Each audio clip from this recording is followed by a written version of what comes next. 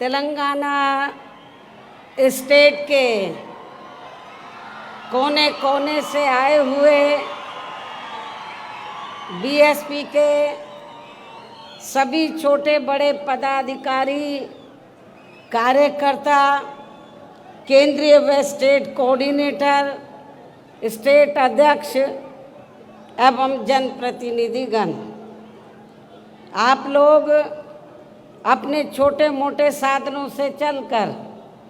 मुझे सुनने के लिए यहाँ भारी संख्या में पहुँचे हैं, तो उसके लिए मैं आप सभी लोगों का हार्दिक दिल से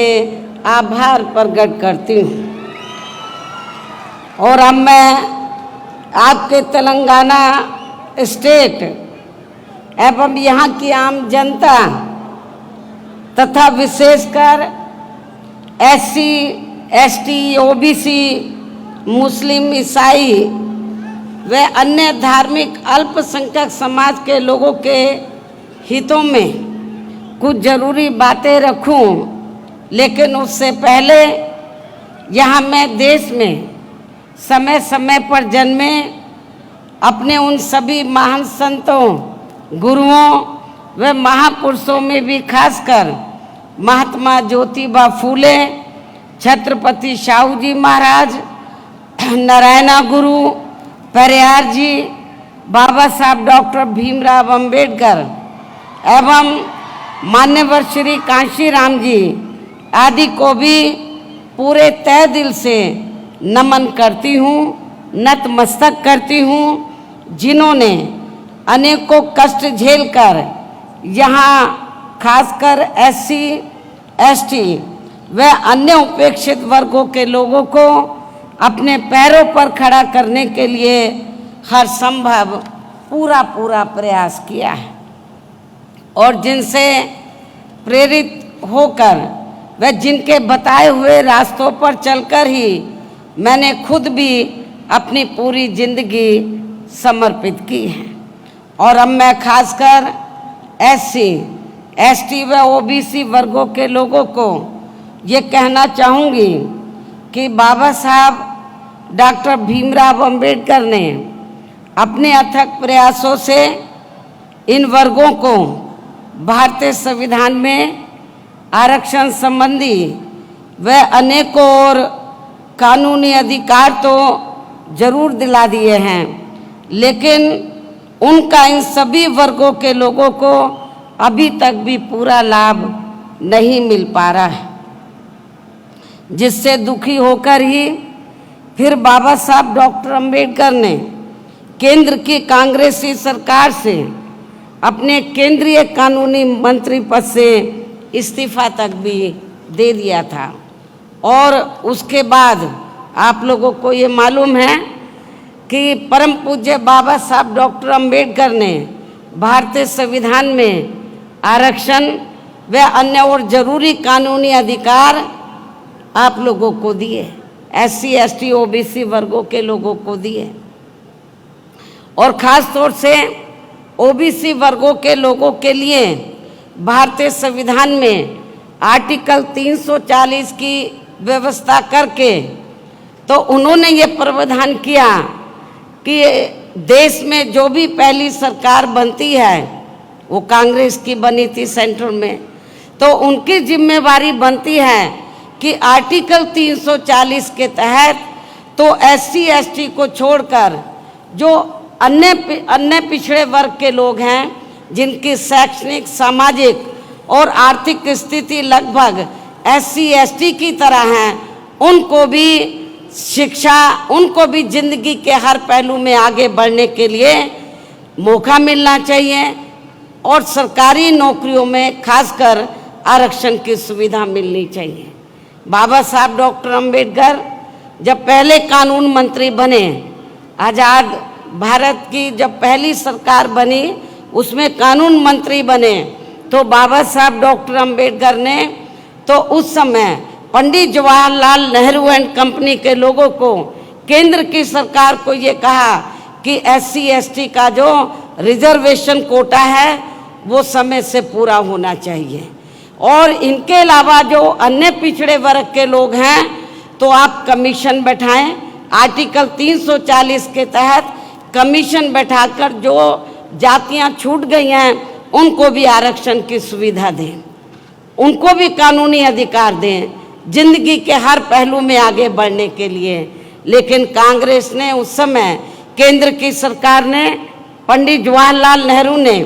बाबा साहब की बात नहीं मानी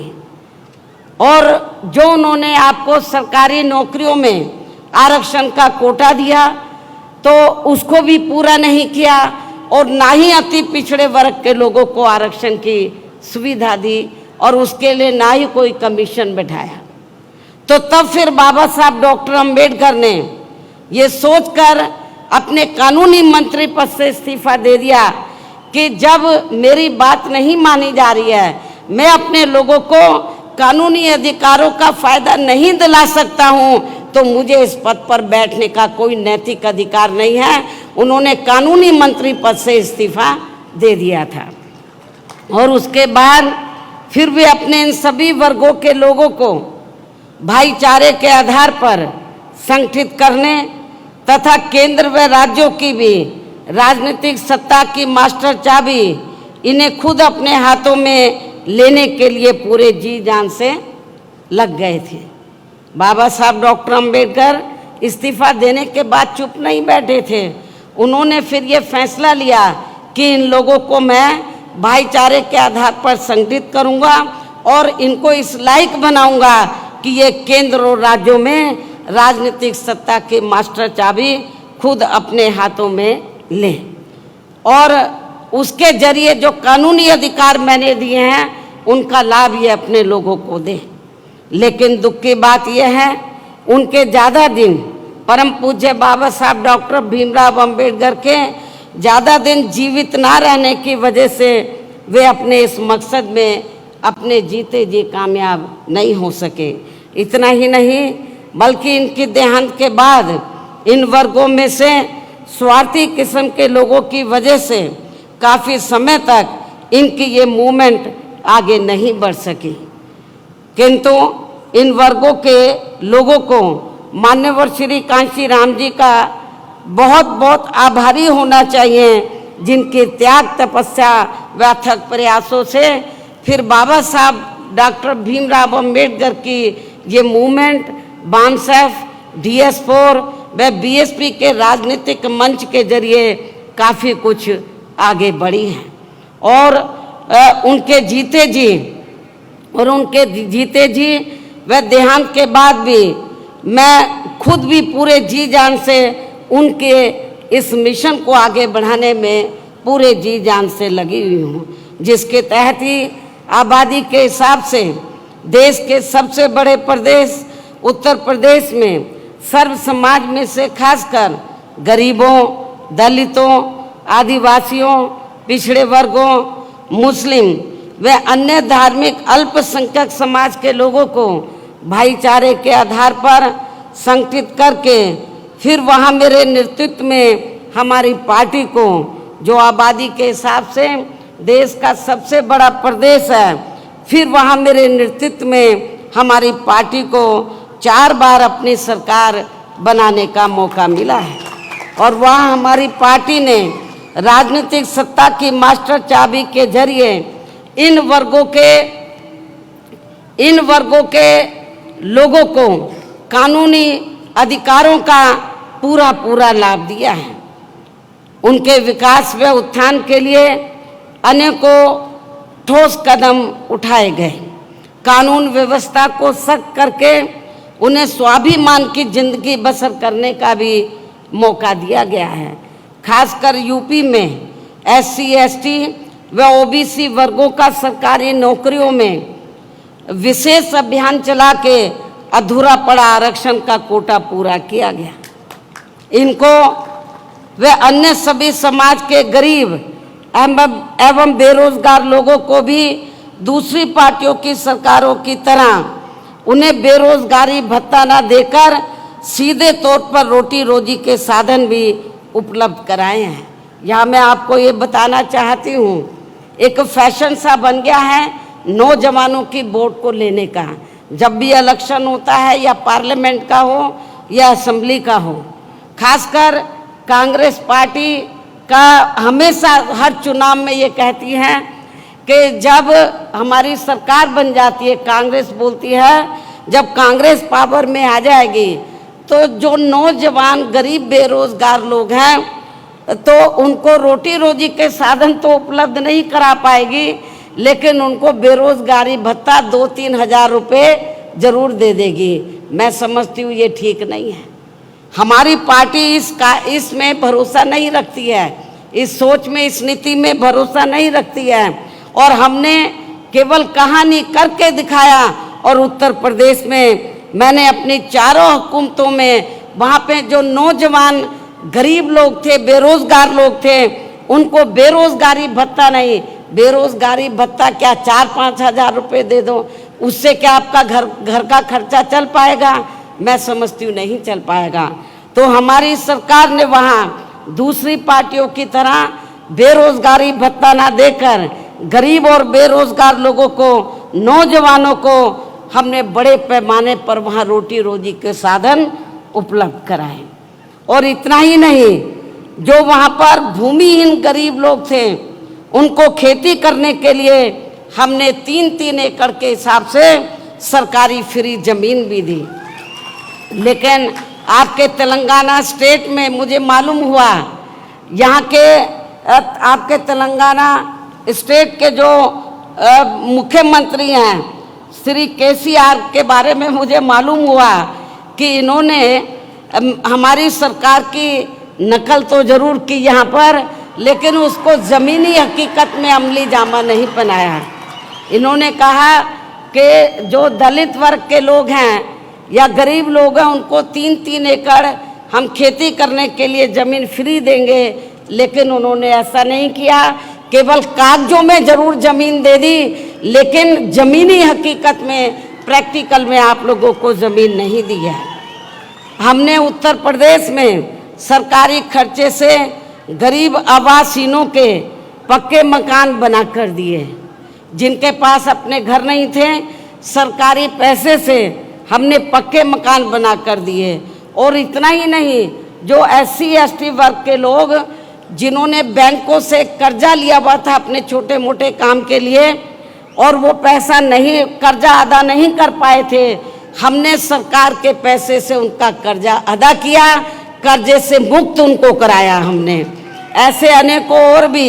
महत्वपूर्ण फैसले लिए गए जिससे इनकी काफ़ी हद तक आर्थिक स्थिति मजबूत हुई है। साथ ही डॉक्टर अंबेडकर ग्राम विकास योजना व मान्यवर श्री कांशीराम जी शहरी विकास योजना के तहत गांवों व शहरों में रहने वाले दलितों एवं अन्य उपेक्षित वर्गों के लोगों की बस्तियों को भी सभी जरूरी सुविधाओं से जोड़ा है, जिनकी जातिवादी सरकारों में चलते यहाँ हर स्तर पर काफ़ी ज़्यादा उपेक्षा की गई है। इनके अलावा सर्व समाज में से गरीबों, बेरोजगारों, मजदूरों, कर्मचारियों, किसानों, व्यापारियों व अन्य मेहनतकश लोगों के हितों में भी अनेकों ऐतिहासिक कार्य किए हैं, जिनकी काफ़ी कुछ जानकारी आपके स्टेट के लोगों को भी है, उन्हें मैं दोहराना नहीं चाहती हूँ। इतना ही नहीं, बल्कि हमारी पार्टी की रही सरकार ने विशेषकर दलित एवं अन्य उपेक्षित वर्गों में जन्मे अपने महान संतों, गुरुओं व महापुरुषों आदि को भी विभिन्न रूपों में पूरा आदर सम्मान दिया है। इनके सम्मान में नवनिर्मित जिलों के नाम रखे गए तथा जनहित की अनेकों योजनाएं भी शुरू की गई। इनके आदर सम्मान में ऐतिहासिक स्मारक, गार्डन, पार्क आदि बनाए गए तथा इनकी काफ़ी भव्य प्रतिमाएं भी लगाई गई, जिनकी इन सब मामलों में विरोधी पार्टियों की रही सरकारों में वहाँ काफ़ी उपेक्षा की गई है। जबकि आपके यहाँ तेलंगाना स्टेट में बीएसपी के थोड़ा मजबूत होते ही अब यहाँ की वर्तमान श्री केसीआर की पार्टी की जो सरकार है वो अपने राजनीतिक स्वार्थ में खासकर SC ST व OBC वर्गों के मसीहा परम पूज्य बाबा साहब डॉक्टर भीमराव अंबेडकर के नाम पर कुछ सरकारी स्थलों के नाम रखने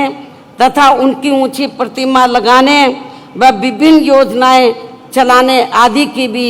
याद आने लगी है, जिसका वास्तव में पूरा क्रेडिट व श्रेय यहाँ की मौजूदा राज्य सरकार को नहीं जाता है, बल्कि BSP के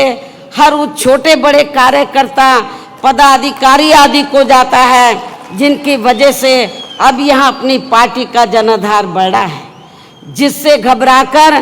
फिर यहाँ की वर्तमान राज्य सरकार को ये सब करने के लिए मजबूर होना पड़ा है। मुझे ये भी मालूम हुआ कि यहाँ के मुख्यमंत्री ने 2-3 बार ये कहा कि बाबा साहब डॉक्टर अंबेडकर ने जो भारतीय संविधान बनाया है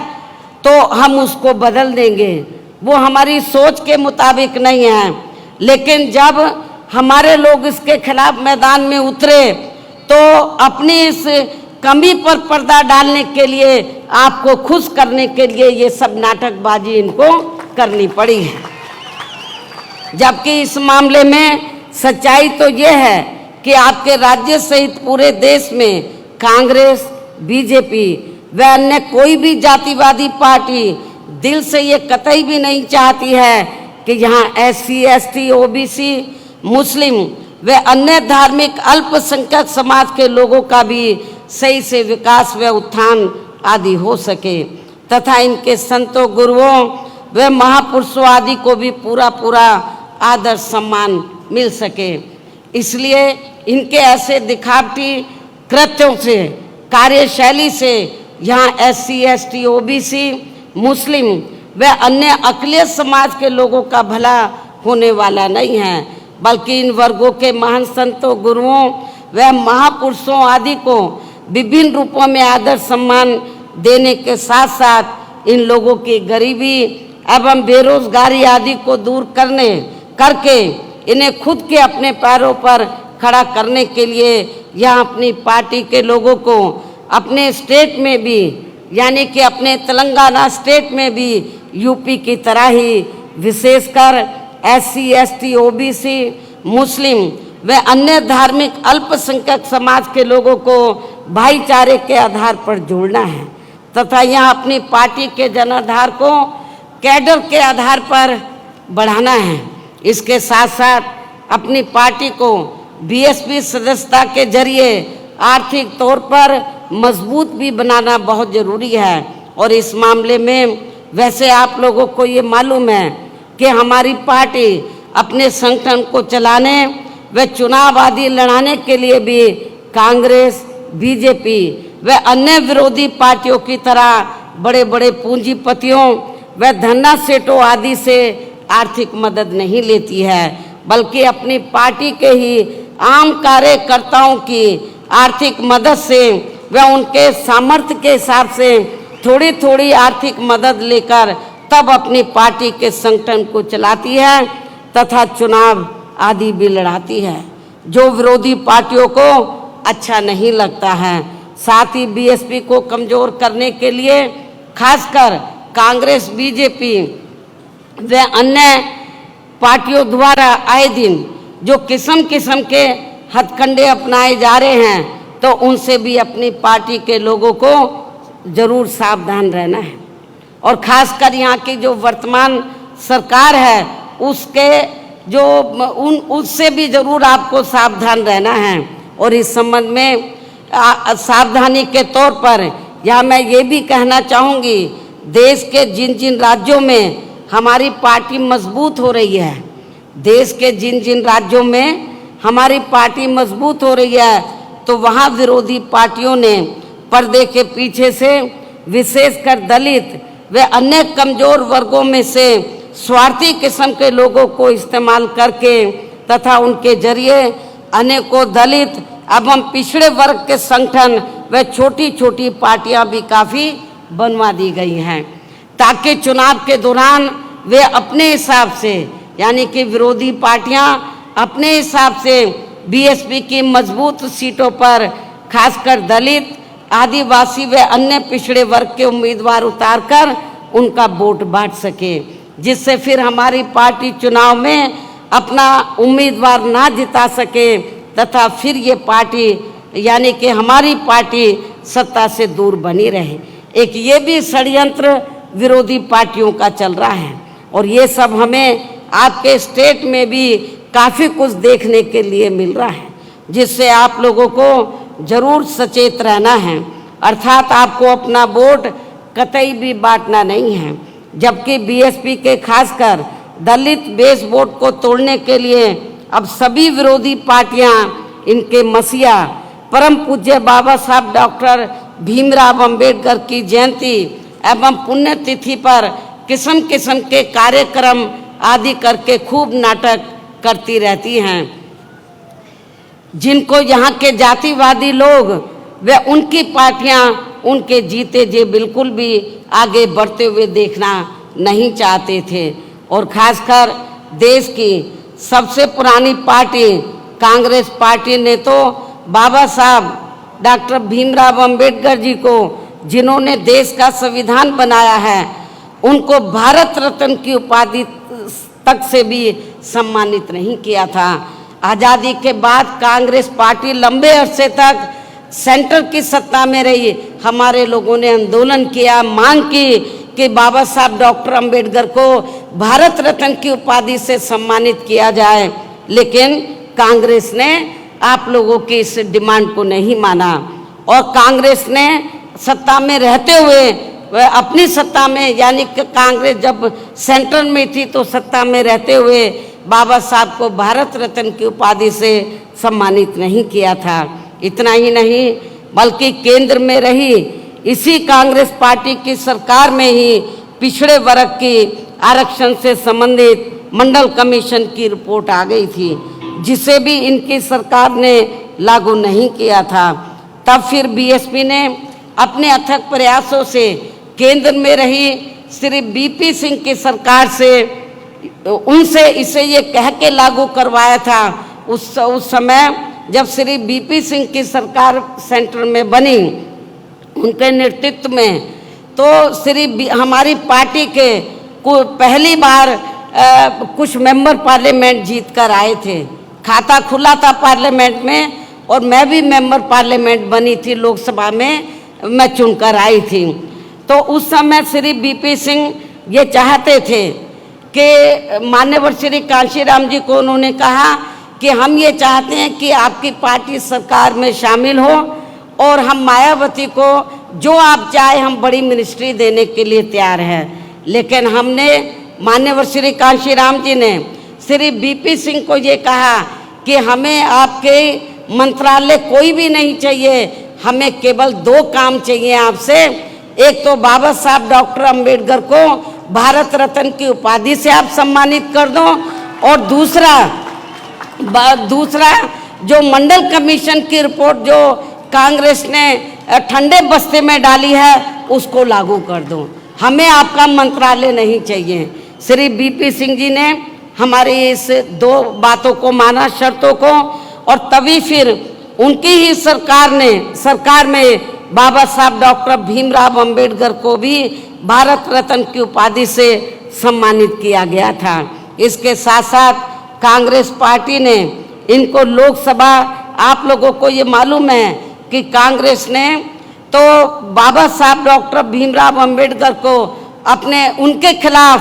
और सभी हिंदूवादी ताकतों को इकट्ठा करके कांग्रेस पार्टी ने बाबा साहब को लोकसभा में जीतकर सीधा नहीं जाने दिया था। इतना ही नहीं बल्कि बाबा साहब के देहांत के बाद इनकी मूवमेंट को आगे बढ़ाने के लिए अपनी पूरी जिंदगी समर्पित करने वाले बीएसपी के जन्मदाता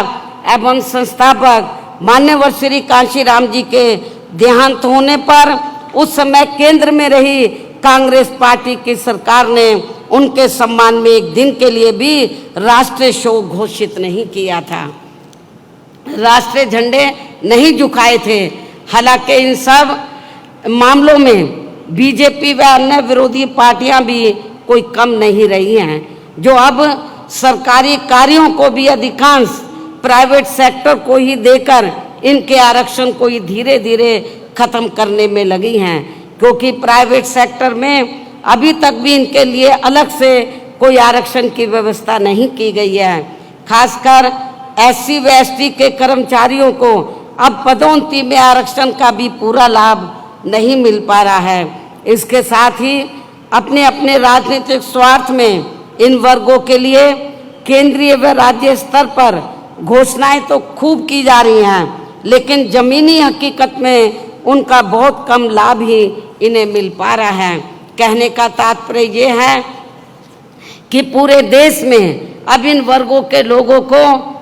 ऐसी सभी विरोधी पार्टियों के कतई भी बहकावे में नहीं आना है। और आप लोगों को यहाँ की जो वर्तमान राज्य सरकार है, तो वो तो आप लोगों को गुमराह करने के लिए तो नंबर 1 पर है, किस्म किस्म के नाटक करने में माहिर है, लेकिन आप लोगों को इनके बहकावे में बिल्कुल भी नहीं आना है। और इन्हें अपनी केवल आप लोगों को केवल अपनी एकमात्र हितैषी पार्टी BSP को ही मजबूत बनाकर उसे कामयाब बनाना है, जो कहने में बहुत कम व कार्य करके दिखाने में ही ज़्यादा विश्वास रखती है। अर्थात BSP की कथनी व करनी में कभी कोई अंतर नहीं होता है, यानी कि BSP जो कहती है उसे करके भी दिखाती है। आप लोगों को ये मालूम है, यूपी में 4 बार हमारी सरकार बनी। हमने सरकार बनाने से पहले जब हम चुनाव में गए, असेंबली के चुनाव में, हमने दूसरी पार्टियों की तरह कोई अपना मैनिफेस्टो जारी नहीं किया। हमने कहा हम पावर में आ जाएंगे तब हम अपना मैनिफेस्टो जारी करेंगे, हम क्या करना चाहते हैं। हमने 4 बार कोई अपना मैनिफेस्टो जारी नहीं किया, और जब सत्ता में आ गए फिर हमने बता दिया कि हम क्या करना चाहते हैं। इन्हीं जरूरी बातों के साथ ही अब मैं आप लोगों से यही कहना चाहती हूँ कि यहाँ आपके तेलंगाना स्टेट में जब भी विधानसभा के आम चुनाव होते हैं, आप लोगों को मालूम है कुछ महीने का बाकी बचे हैं, तो तब फिर यहाँ आपको अपने स्टेट में भी अपनी पार्टी को सत्ता में लाने का हर संभव पूरा प्रयास करना है। लोग उसके बाद लोकसभा के आम चुनाव होंगे। लोकसभा आम चुनाव में भी आपको अपने प्रदेश से पार्टी के ज़्यादा से ज़्यादा सांसद जिता कर लाने हैं, मेंबर पार्लियामेंट जिता कर लाने हैं। वैसे आज आपकी ये जो भीड़ है और भीड़ के जोश को भी देखकर मुझे ऐसा जरूर लग रहा है कि इस बार आप लोग अपने प्रदेश से लोकसभा का आम चुनाव बाद में होगा, लेकिन लोकसभा आम चुनाव के साथ साथ विधानसभा जो पहले विधानसभा का आम चुनाव होगा, तो विधानसभा आम चुनाव में भी अपनी पार्टी का यहाँ बेहतर रिजल्ट जरूर लाएंगे तथा अपनी पार्टी की यहाँ हर हालत में जरूर सरकार बनाएंगे। यहाँ अपनी पार्टी की हर हालत में यह जरूर सरकार बनाएंगे, और सरकार बनने पर फिर यहाँ आपको पार्टी की ओर से मुख्यमंत्री हर मामले में काबिल व मिशनरी कार्यकर्ता को ही बनाया जाएगा। ये भी मैं आपको बताना चाहती हूँ। अर्थात फिर आपके स्टेट का आज मैं एडवांस में डिक्लेयर भी कर रही हूँ, आपको बता भी रही हूँ, घोषित भी कर रही हूँ। अर्थात जब हमें यह सरकार बनाने का मौका मिलता है तो फिर आपके स्टेट का मुख्यमंत्री यहाँ BSP के स्टेट अध्यक्ष श्री RS प्रवीण कुमार को ही बनाया जाएगा, जो अपनी IPS की बड़ी सरकारी नौकरी से इस्तीफा देकर वह VRS लेकर अब पूरी मिशनरी भावना से यह अपनी पार्टी को मजबूत बनाने में लगे हैं। मुझे पूरा भरोसा है कि ये इस पद पर आसीन होकर फिर यूपी की तरह ही यहाँ अपने लोगों का हर स्तर पर प्राथमिकता के आधार पर पूरा ध्यान रखेंगे। इसके साथ ही ये यूपी की तरह ही यहाँ अपने संतों, गुरुओं व महापुरुषों आदि को भी पूरे दिल से आदर सम्मान देंगे। और इसके लिए आपके केंद्रीय स्टेट कोऑर्डिनेटर श्री राम जी गौतम भी मेरे दिशा निर्देशन में यहाँ के स्थानीय लोगों के साथ मिलकर अपनी पार्टी के जनाधार को बढ़ाने में व आर्थिक तौर पर मजबूती देने में भी पूरे जी जान से लगे हैं। मुझे ये मालूम है कि हमारे स्टेट के प्रेसिडेंट के साथ साथ यहाँ पर लोकल जो स्टेट कोऑर्डिनेटर हैं वो भी यहाँ पार्टी को मजबूत बनाने में पूरे जी जान से लगे हैं। उनसे भी मैं यहाँ कहना चाहूँगी कि वे यहाँ के स्टेट में होने वाले विधानसभा आम चुनाव, पहले विधानसभा का आम चुनाव होगा कुछ ही महीने में, यहाँ आपके स्टेट में होने वाले विधानसभा आम चुनाव व इसके बाद लोकसभा आम चुनाव में भी अपनी पार्टी का बेहतर रिजल्ट लाने में अपना पूरा योगदान देंगे। तन मन धन से पार्टी को मजबूत बनाएंगे। ये मेरी यहाँ के जो पार्टी के जो वरिष्ठ लोग हैं और हमारे केंद्रीय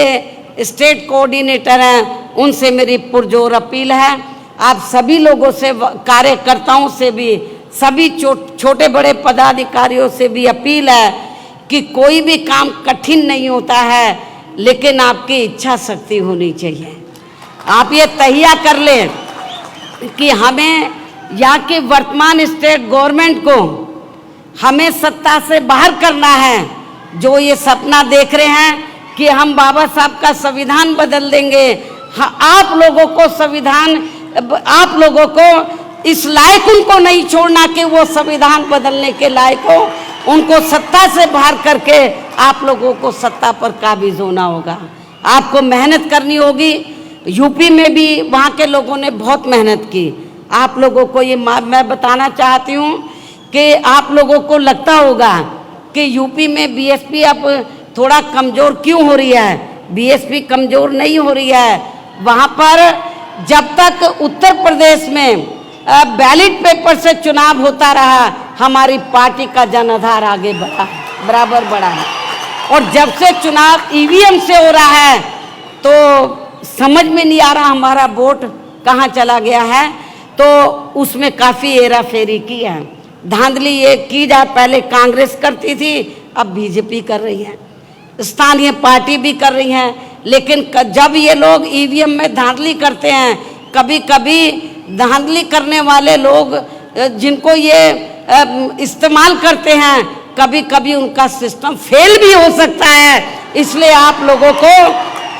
ठंडे होकर नहीं बैठना है। तो चाहिए ईवीएम से कराएं, कुछ भी करें, आप लोगों को हर प्रकार की तैयारी करके तो यहाँ पर अपनी सरकार बनाना बहुत ज़रूरी है।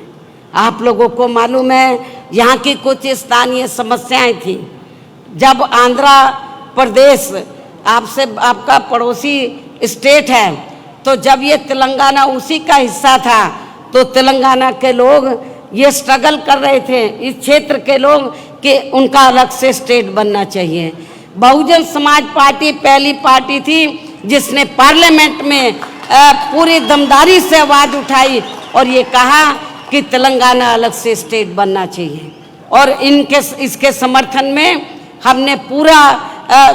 पूरी तैयारी के साथ जब बिल आया तो हमने पूरा सपोर्ट किया, उसके समर्थन में वोट दिया। इसलिए मैं आपको ये कहना चाहती हूँ कि आपके तेलंगाना में जो वीकर सेक्शन के लोग हैं, दलित, आदिवासी, पिछड़े वर्ग के लोग बड़ी तादाद में हैं। आदिवासी लोगों की हालत काफ़ी ज़्यादा खराब है, दलितों की भी हालत काफ़ी ज़्यादा खराब है, पिछड़ों की भी। नौजवान लोग इधर बेरोजगार है, जहाँ पर भर्ती होती है धांधली होती है, भर्ती में घपला होता है।